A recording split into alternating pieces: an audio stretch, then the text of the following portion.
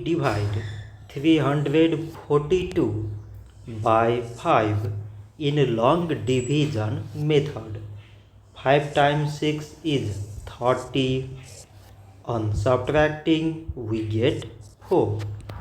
So now we put down these 2 and it is 42. 5 times 8 is 40.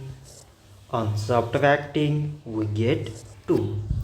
So now we have no any other number to put it down.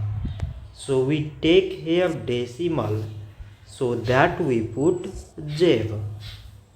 So it is 20 and 5 times 4 is 20. On subtracting we get 0.